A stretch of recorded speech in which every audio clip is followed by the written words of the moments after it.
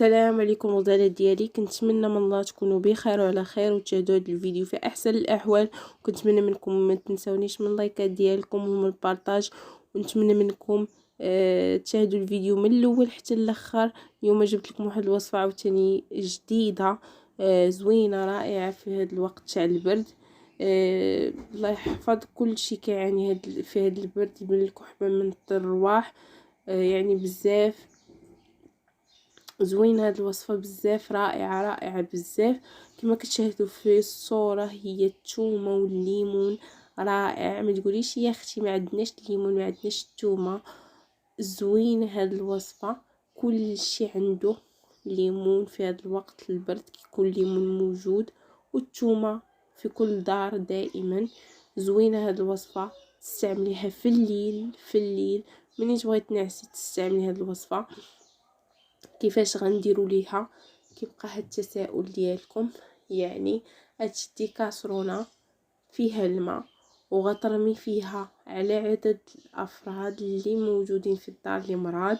غتشدي عدد الليمونات وعدد الثوم، كل واحد عنده فص ديال الثوم او جوج فصوص بالقشره ديالهم، وتغسلي الليمون مزيان وديريه في الماء يتفخ حتى يتسلق الليمون والثومه مزيان، وتشديهم وتاكلي الثوم وتاكلي الليمون وتنعسي تضربيها بنعسه حتى الصباح وتغطاي مزيان مزيان مزيان مزيان. كنورك عليها حيتاش هاد البرد كيبغي تغطاي، وهاد الكحبه وهاد الرواح خاصك تغطاي مزيان باش دغيا تبراي. كما شاركت معكم الوصفه الاولى حتى هي زوينه للبرد، وهاد الوصفه كدار في الليل. اختي وجدي حداك حويجاتك، ما تنسيش حويجاتك حيت بحال ملي كتشرب الدوليبران وكتنوضي عرقانه بحال هكاك العرق. هذاك العرق الا نطي من فراشك للطواليت ضربك البرد بحال ما كتكبي الماء في الرمله. غطي شعرك حتى الشعر كيدخل البرد. رائعه هاد الوصفه اللي وريتكم، غتتبعيها على قد مني كتحسي براسك يعني وليتي لاباس بقاي تتبعه. هي وداك الوصفه السابقه اللي درت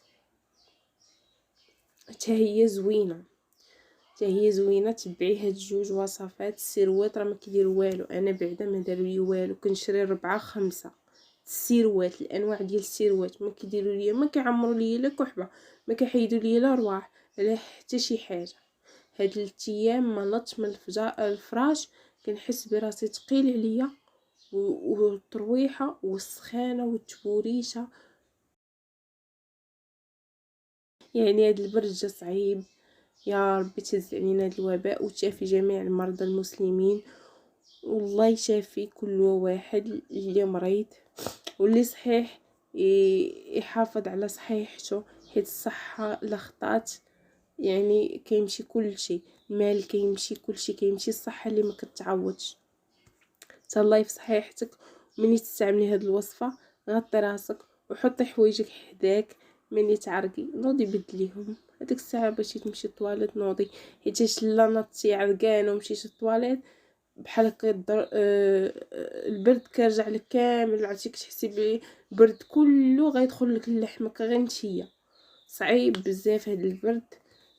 ما شاء الله اللي سولتيه كيقول لك مريض مريض مريض. حنا يا ربي السلام الدار كامله مريض، الاب ديالي مريض، الامهات ديالي مريض، خويا الكبير، خويا اللي قدي قدو، كلشي جربيها وردي عليا. كنتمنى منكم تباركوش عليا، الله يشافي الجميع، الله يشافي جميع المسلمين وباش تعملوا فائده الله. شوفي اختي جربتي الوصفه ردي عليا، ما تنسانيش من الدعوات ديالك. يلا مع السلامه، الى فيديو مقبل ان شاء الله.